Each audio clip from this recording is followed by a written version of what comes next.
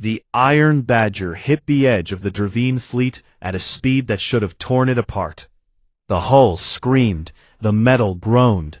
Every bolt, every weld, every patch job Tahoe had ever done was tested in a single moment, and somehow, against all logic and engineering, the ship held together. Nari's calculations had been perfect. The slingshot around the moon had launched them at a velocity the Dravine targeting systems could not track. On the enemy scanners, the Iron Badger was nothing more than a blur, a tiny, unidentifiable object moving too fast to lock onto, too small to take seriously. That was their first mistake. Taking the humans lightly was their second. 8 seconds, Nari said, her voice tight but steady. The G-forces were pressing them all into their seats. Jisoo had gone pale. Unji was gripping her armrest with white knuckles. But nobody screamed. Nobody panicked. Tahoe had his hand on the firing control. The modified mining laser was pulling so much power that the entire ship had gone dark except for the glow of the weapon itself. He could feel the heat through the control panel. The ship was barely holding itself together. 5 seconds, Nari said. I see the center, Do-hyun said quietly. On the view screen, the Dravine fleet filled the entire frame. Hundreds of dark, angular warships packed tightly together, bristling with weapons, their hulls covered in the scars of 100 conquered worlds. They were enormous. They were terrifying. The Iron Badger flew between them like a needle through fabric. Now, Do-hyun said. Tahoe fired. The mining laser, overcharged, overheated, and running on every drop of power the ship had, released a beam of blue-white energy so intense that it lit up the darkness of space for 1,000 kilometers in every direction. It cut through the center of the Dravine formation like a hot wire through ice. The beam did not just hit one ship. It passed through the first ship, then the second, then the third, cutting through hulls and reactors and armor plating as if they were made of paper. The first ship exploded. The explosion hit the ships next to it. Their reactors ruptured. More explosions. A chain reaction, spreading outward from the center of the formation like ripples in water. Ship after ship after ship erupted in fire and light, each explosion feeding the next. In the Imperial Command Center, the red dots on the display began to vanish. 1, 5, 10, 20. The officers watched in stunned silence as the center of the Dravine fleet simply ceased to exist. What is happening? Someone whispered. Admiral Roshan did not answer. He could not. He was watching 63 Dravine warships disappear from the screen in under 4 seconds. 63 ships, gone, from a single shot fired by a mining vessel. The chain reaction lasted 11 seconds. When it was over, the Dravine fleet had lost nearly a third of its ships. The tight formation that had been their advantage was now their greatest weakness. The explosions had damaged dozens more ships, leaving them crippled, burning, drifting without power. The remaining Dravine ships broke formation. For the first time in recorded history, a Dravine invasion fleet scattered in confusion. They had no idea what had hit them. Their sensors showed no warship, no superweapon, no battle station. Just a tiny, unregistered vessel that was now tumbling through the wreckage, with its engines barely working, and its hull glowing red from heat. Roshan saw the opportunity. Every admiral in history waits for a moment like this. The moment when the enemy breaks, when confusion turns to fear, when one push can turn a battle into a rout. All ships forward, he said. His voice was calm now, steady. The humans had given him something he had not had 10 minutes ago. Full attack. Drive them out of our system. The Velen defense fleet surged forward. What followed was not a battle. It was a collapse. The Dravine, already shattered and confused, could not reorganize fast enough. Velen warships tore into the scattered remnants of the fleet, picking off damaged ships, cutting off retreat routes, pushing the invaders further and further from the planet. The Dravine fought back. They always fought back. But without their formation and without their numbers, they were outmatched. In 3 hours, it was over. The remaining Dravine ships fled into faster-than-light travel, retreating toward the outer rim. They left behind a field of wreckage so vast that it would take years to clean up. 214 Dravine warships had been destroyed, the largest defeat the Dravine had ever suffered. The largest victory the Velen Empire had ever won. And it had started with a mining laser and 5 people who did not know how to be afraid. The Iron Badger was found drifting in the wreckage field, its hull blackened, its systems dead, its engines cold. A Velen rescue ship attached to it and cut through the airlock. The rescue team rushed inside, expecting the worst.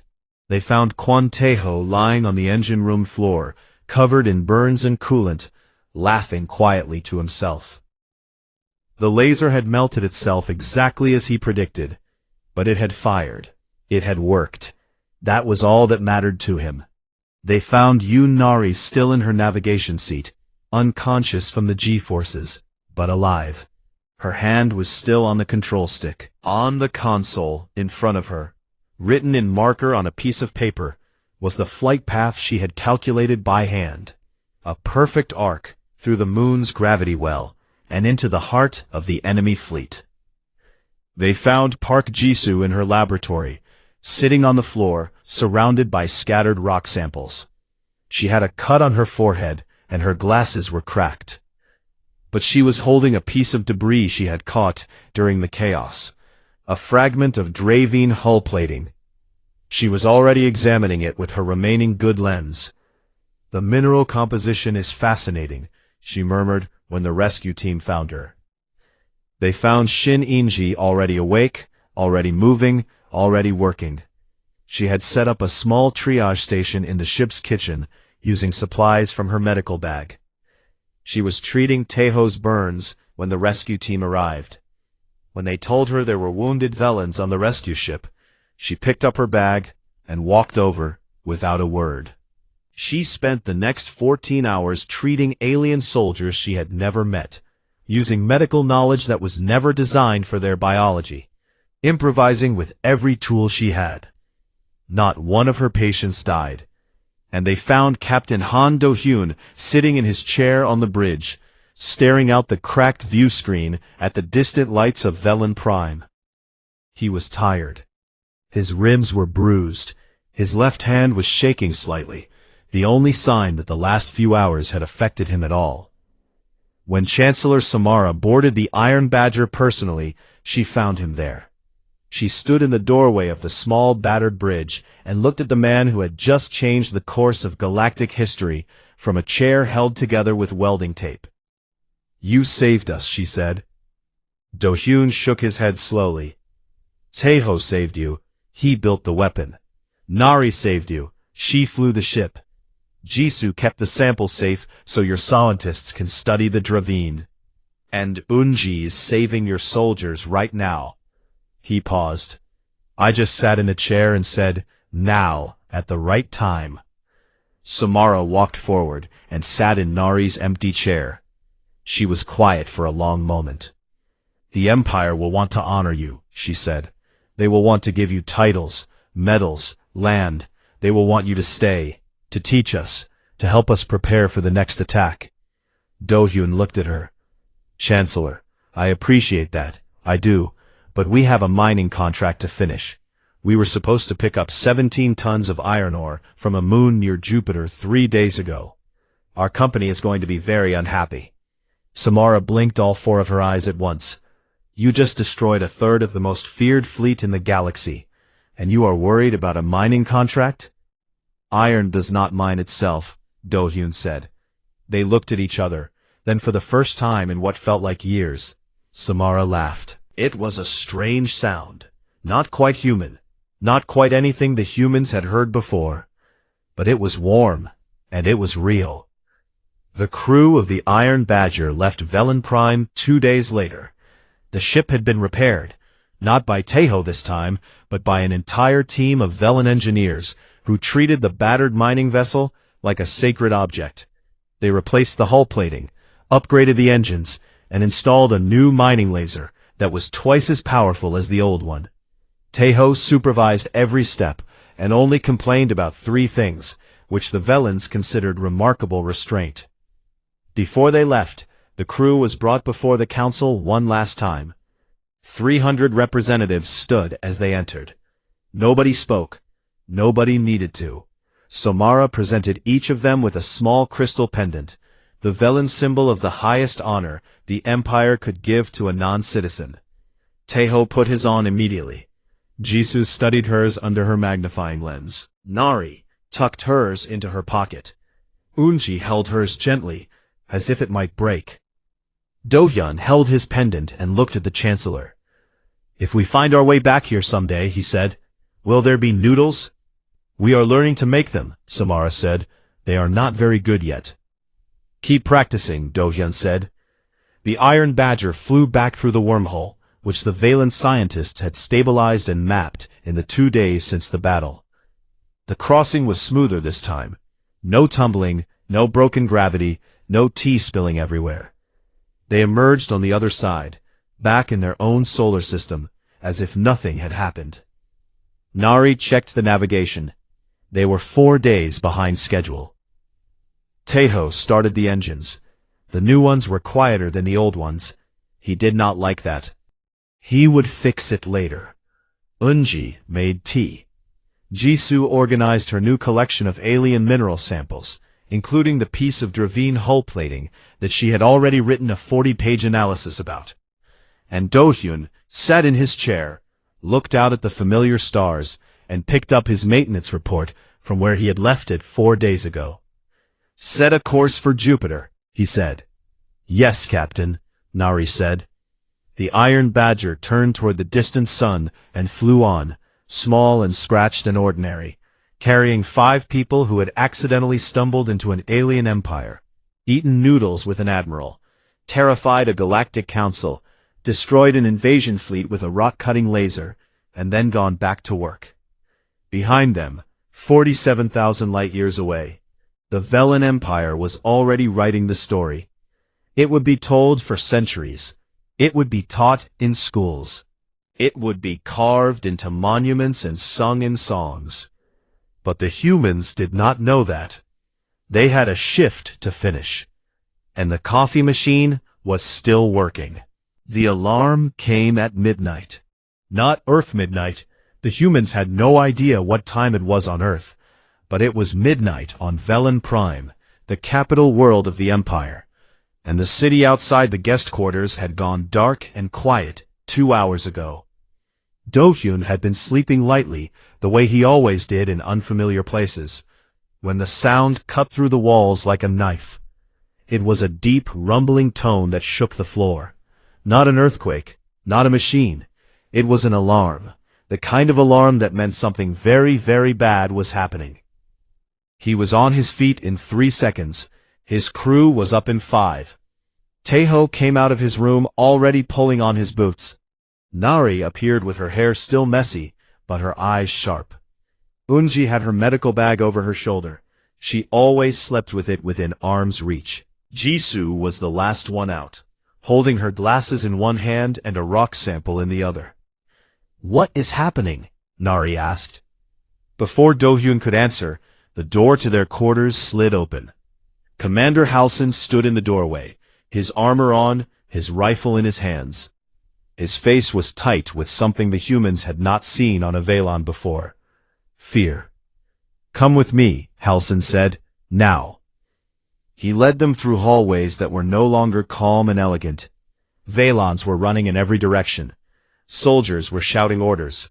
Civilians were being herded toward underground shelters.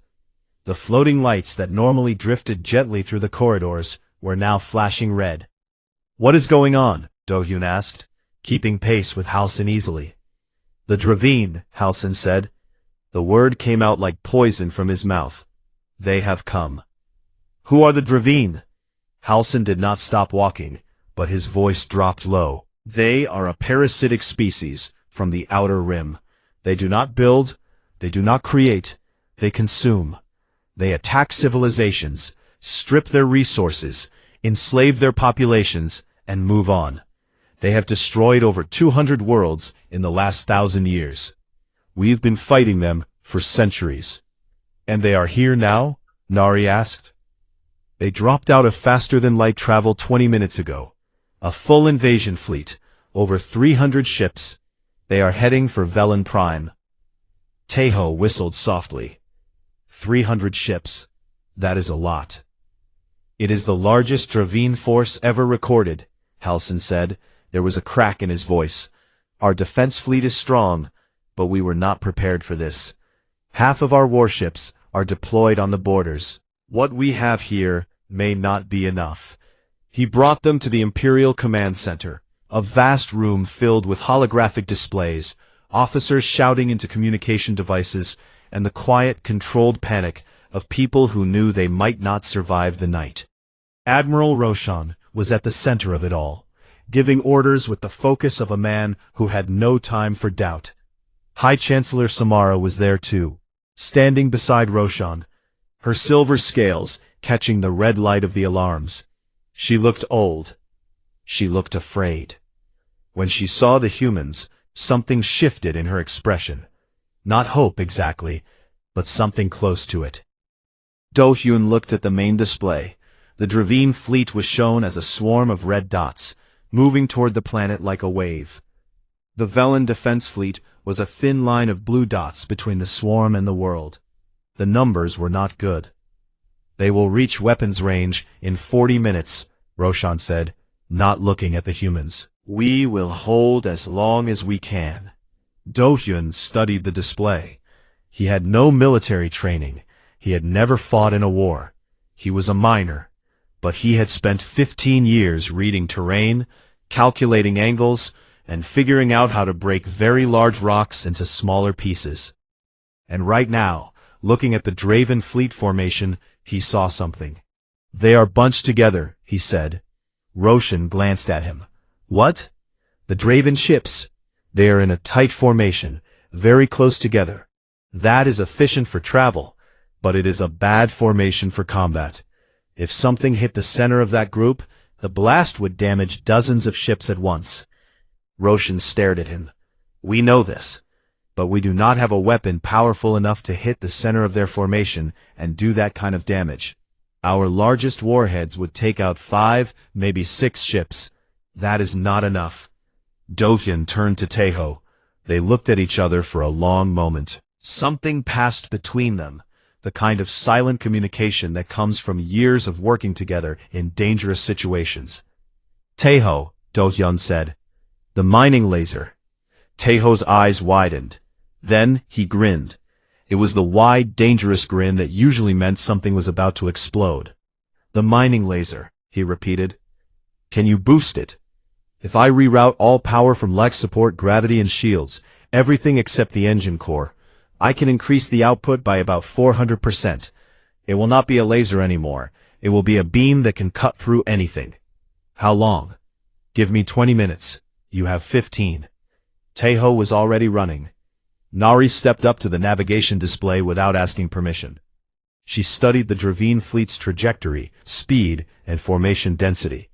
Her eyes moved fast, processing numbers that would take a computer several seconds to calculate. She pulled out her pen and started writing on her hand.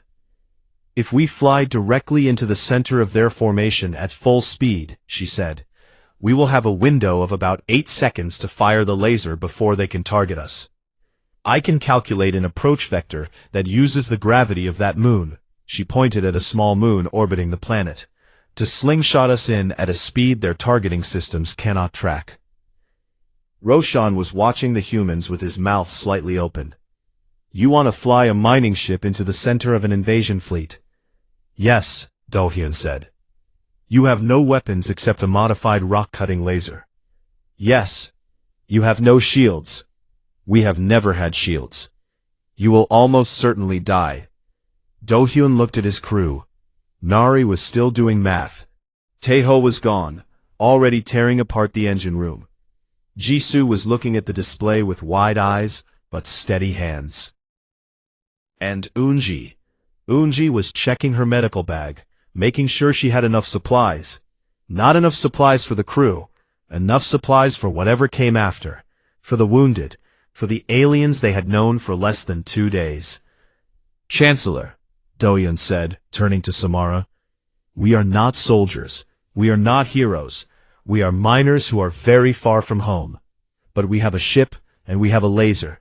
And we have an engineer who can make that laser do things it was never designed to do.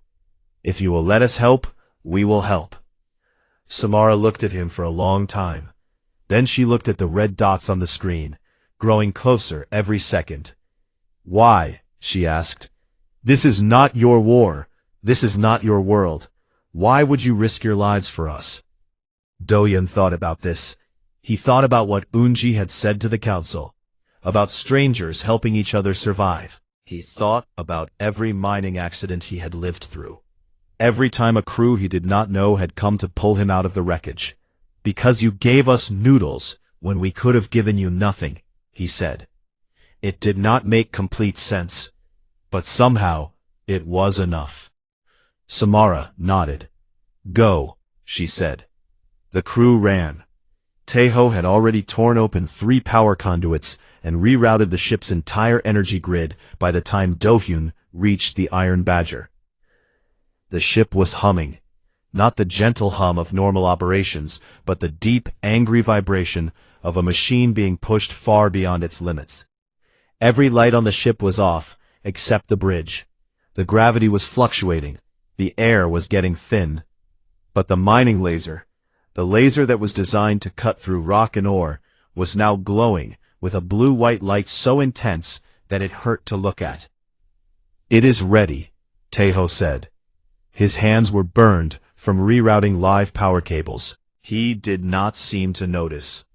1 shot. Maybe 2 if the core holds. After that, the laser will melt itself. 1 shot is enough, Nari said from the navigation seat. She had finished her calculations. The flight path was insane. A slingshot around the moon at a speed that would press them all into their seats so hard they might black out. But it would work. Probably.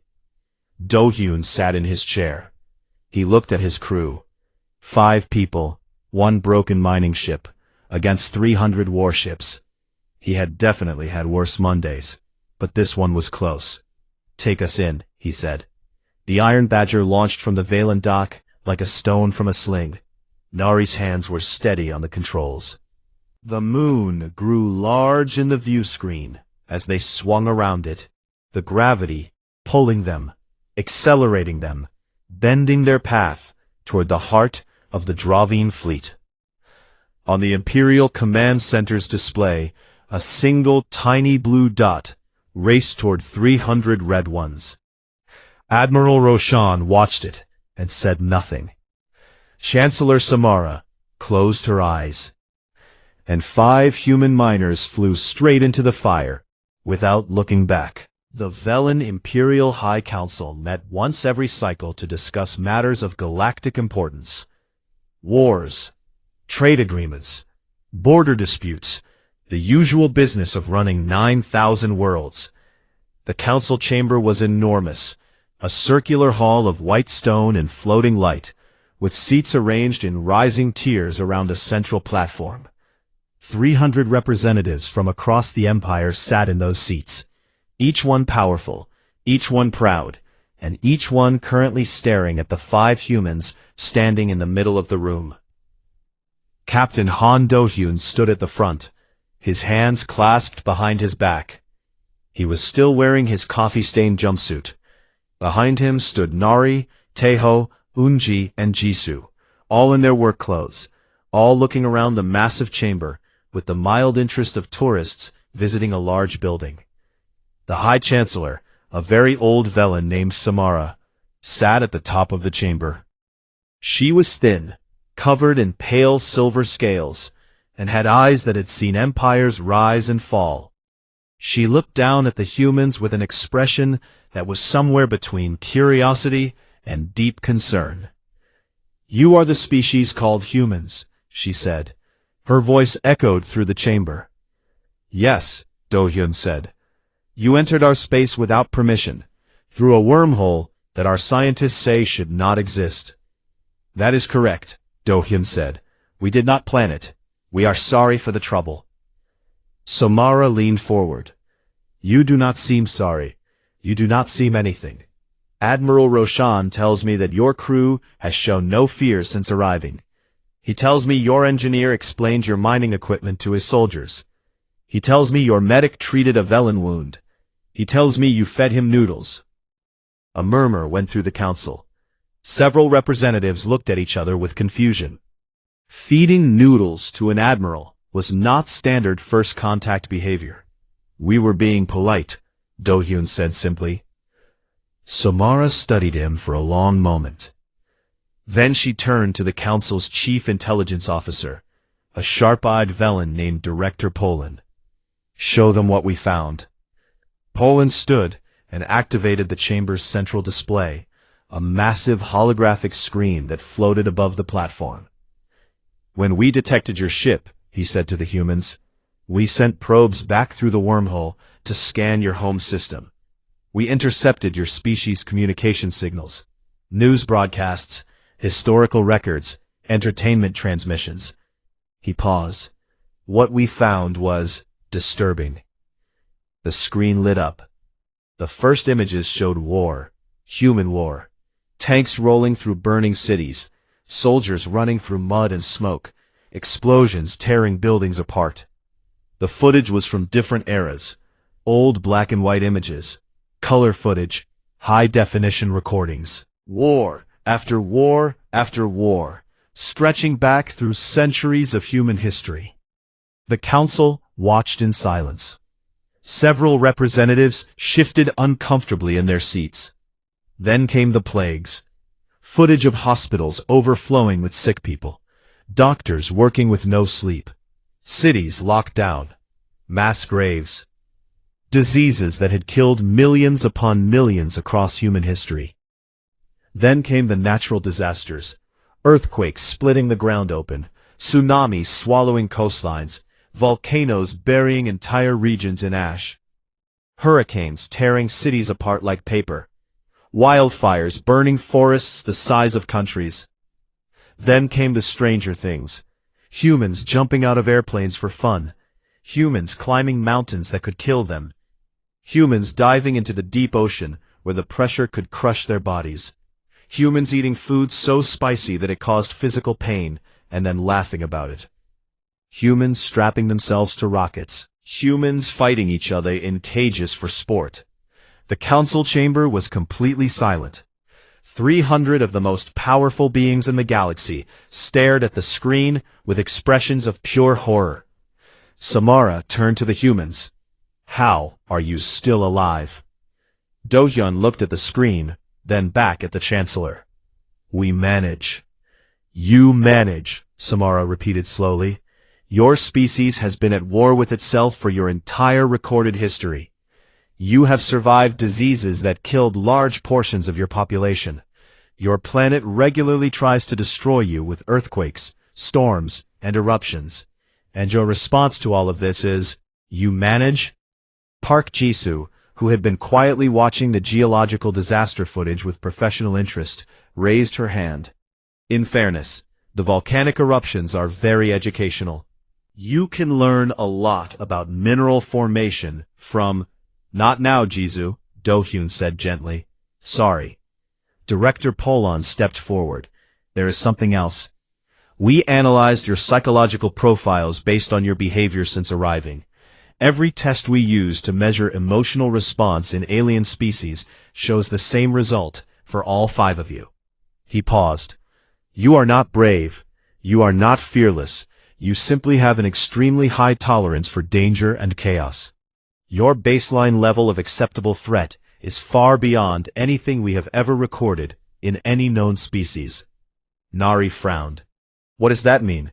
It means, Poland said carefully, that what terrifies most species in this galaxy is just a normal day for you. Taeho scratched the back of his head.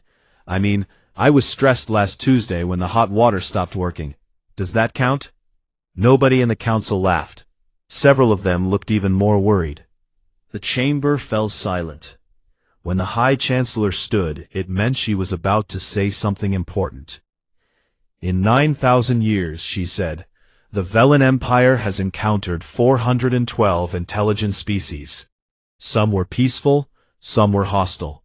Some were advanced, some were primitive.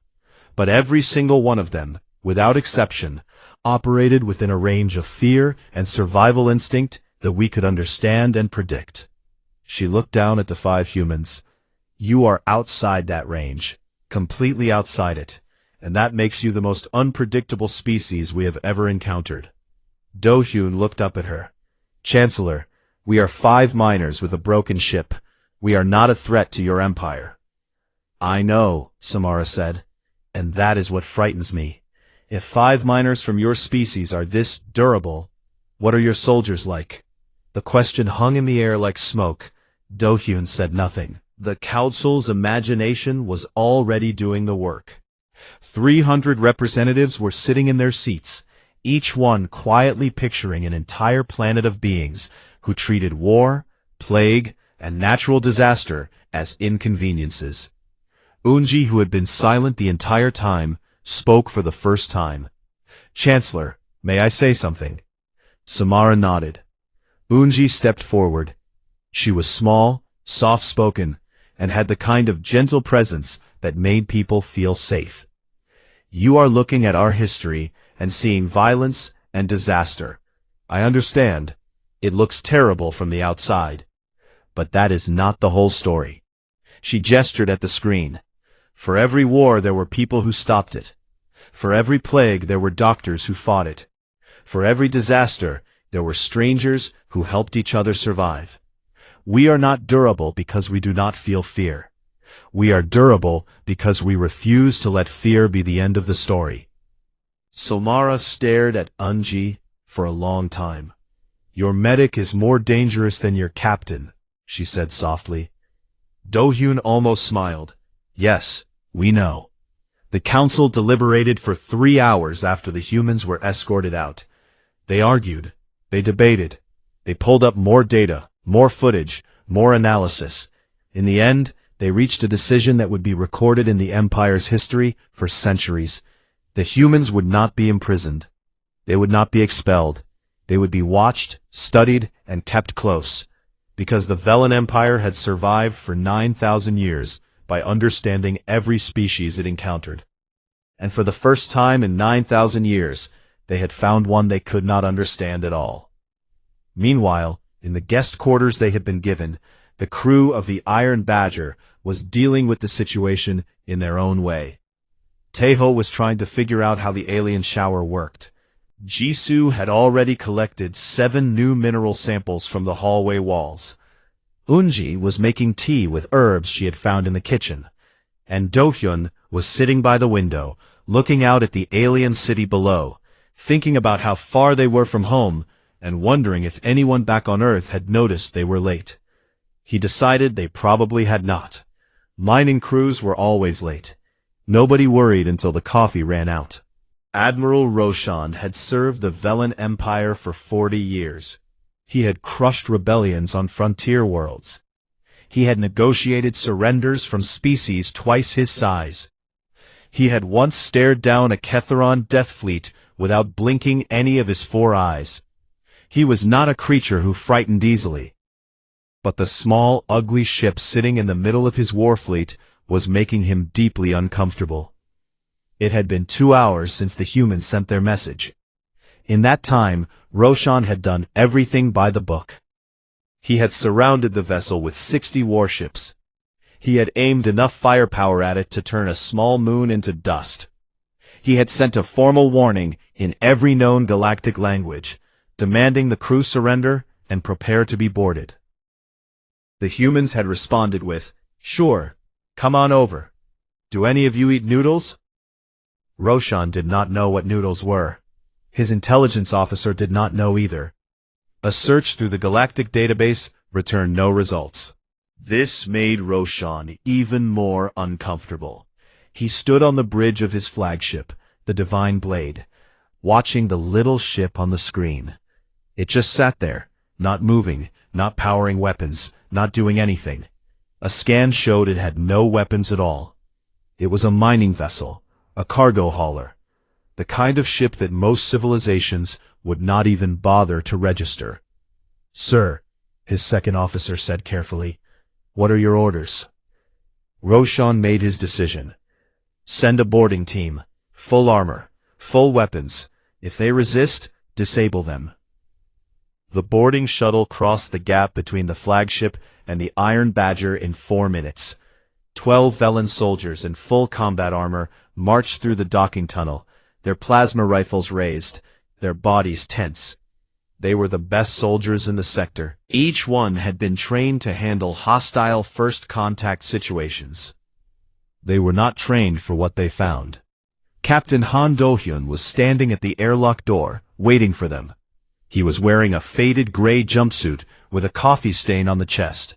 His hands were in his pockets. He looked at the 12 armored aliens, pointing guns at his face, and his expression did not change at all. "Hello," he said. "Welcome to the Iron Badger. Please take off your shoes if you can. Unji just cleaned the floor." The soldiers did not take off their shoes. They did not lower their weapons. They pushed past Do-hyun and spread through the ship, checking every room, every corner, every storage locker. They found nothing dangerous. They found mining equipment, geological samples, a small medical bay, a kitchen that smelled like garlic, and a break room with a coffee machine that made a strange bubbling sound. They also found the rest of the crew. Kwon Tae-ho was sitting in the engine room, eating a bowl of instant noodles with metal chopsticks. He looked up at the armed soldiers, nodded politely, and went back to eating. One of the soldiers pointed a rifle at his chest. Tae-ho looked at the rifle, looked at the soldier, and held up his bowl. "Want some?" he asked.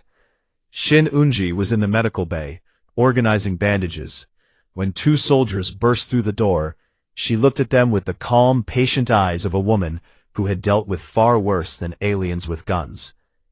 "Please do not touch anything in here," she said firmly. "Everything is sterilized." Park Jisoo was in her small laboratory, looking at rock samples under a microscope. She did not even notice the soldiers until one of them knocked over a tray of mineral specimens.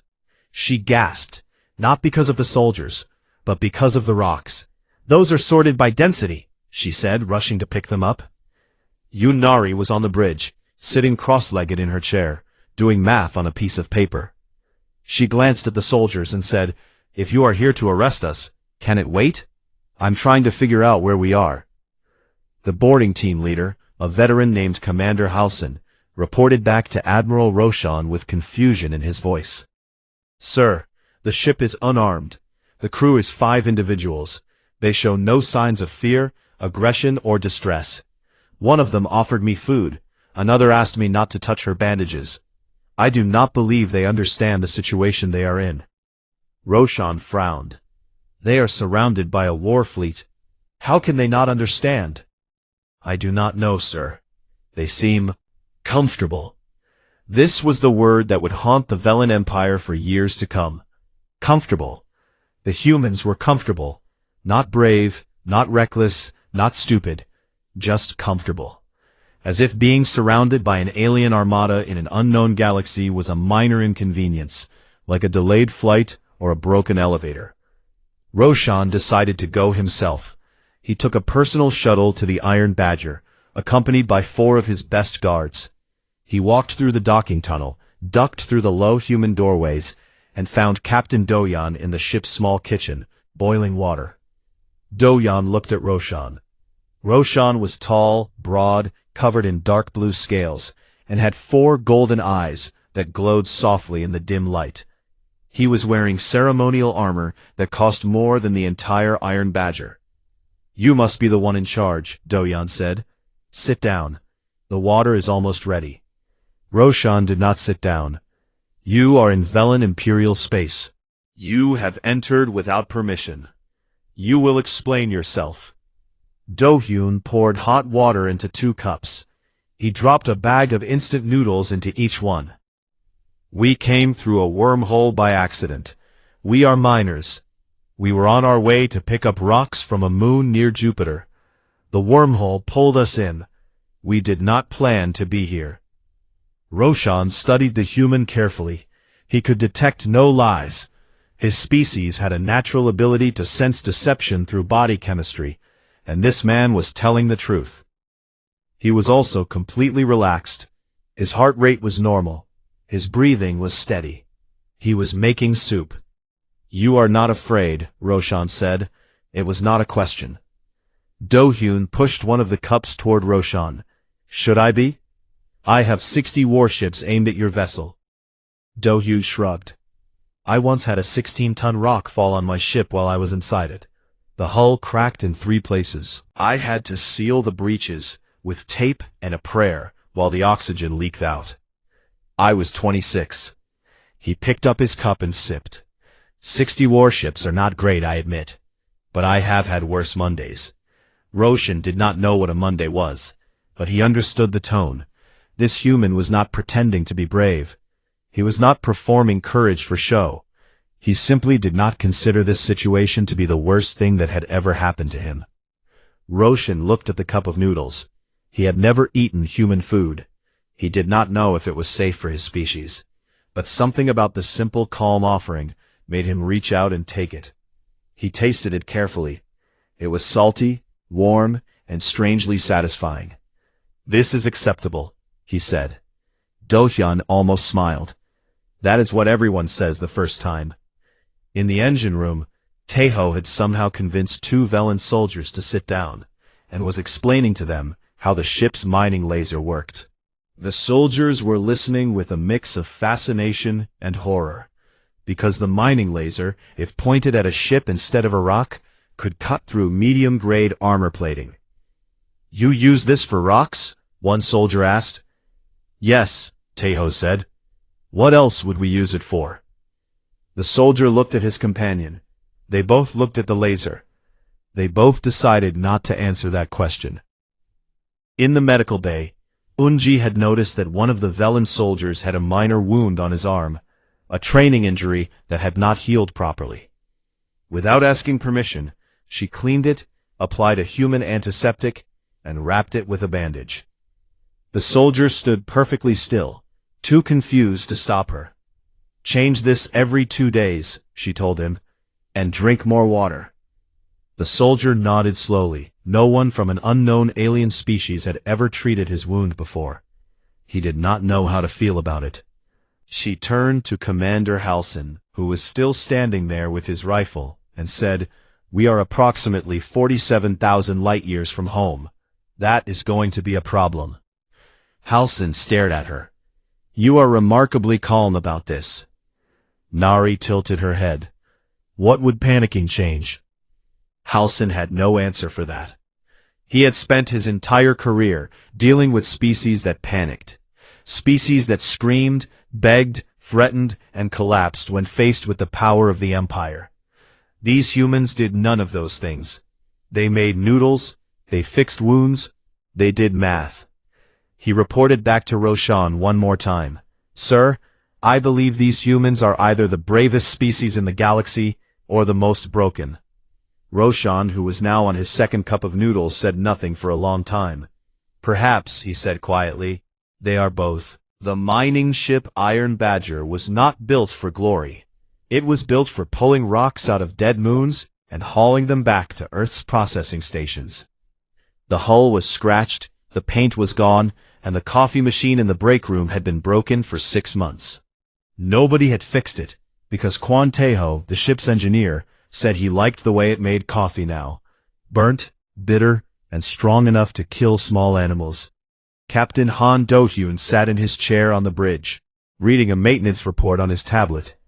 He was a tall man with tired eyes, and a calm face that never changed, no matter what happened. He had been a miner for 15 years.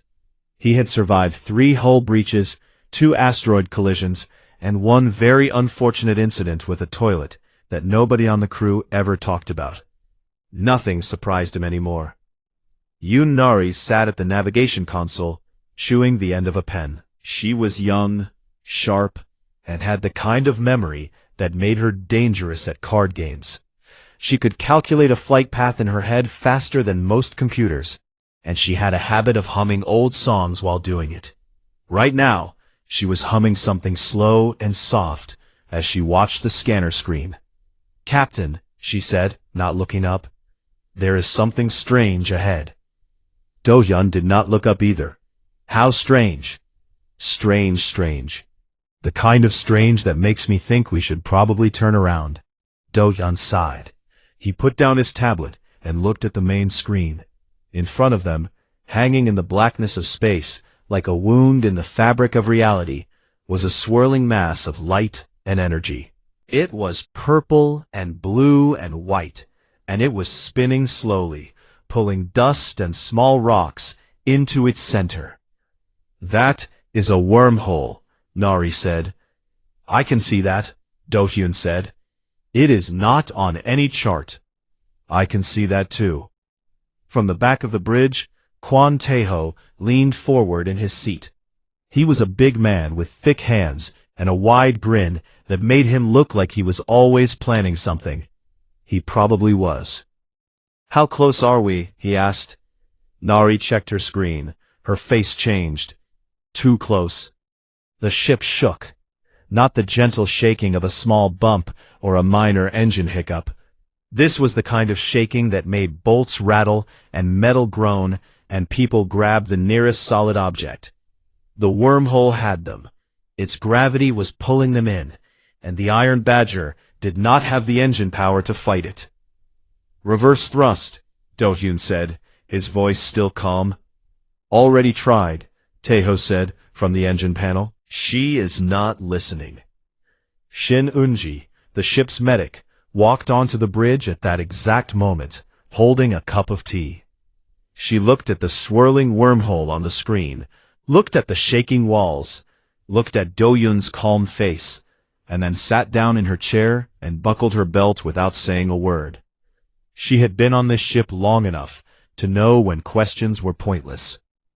Park Jisoo came running in a moment later, holding a rock sample in one hand and a magnifying lens in the other.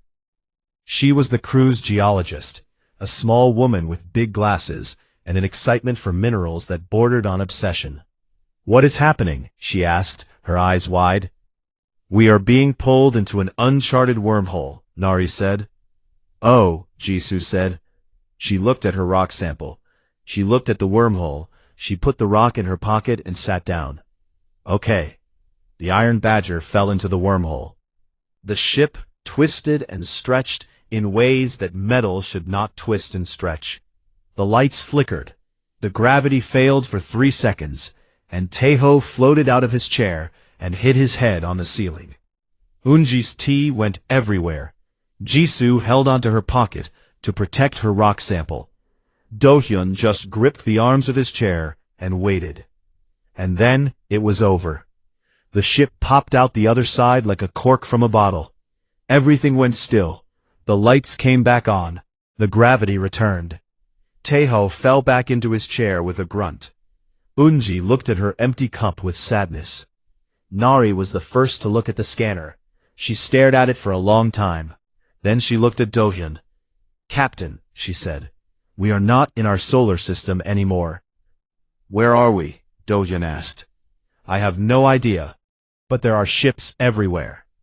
Do-hyun looked at the main screen. She was right.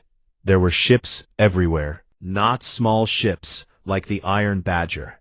These were massive, enormous, ships the size of cities, with hulls that gleamed silver and gold, covered in lights and markings that no human language could read. There were hundreds of them, arranged in perfect formations, floating in the space around what looked like a planet made entirely of glass and metal. "That is a fleet," Tae-ho said quietly. "That is a war fleet," Nari corrected. "Those are very big guns on those ships," Jisoo added helpfully. Do-hyun stared at the screen for a long moment. An alien civilization, a galactic empire from the look of it. Warships that could probably destroy the Iron Badger with a single shot. They were alone, unarmed, lost, and surrounded. He turned to Tae-ho. "Is the ship damaged?" Tae-ho checked his panels. "Minor hull stress, one cracked sensor plate. The coffee machine is still working." "Good," Do-hyun said. "Nari, open a communication channel. All frequencies." Nari raised an eyebrow. And say what? Do-hyun thought about it for a second. Ask them for directions. Nari stared at him. Taeho laughed. Unji smiled into her empty cup. Jisoo took the rock out of her pocket and started examining it again. On the other side of that communication channel, the Velen Galactic Empire received its first ever message from a species called humans. The message was short, polite, and completely insane.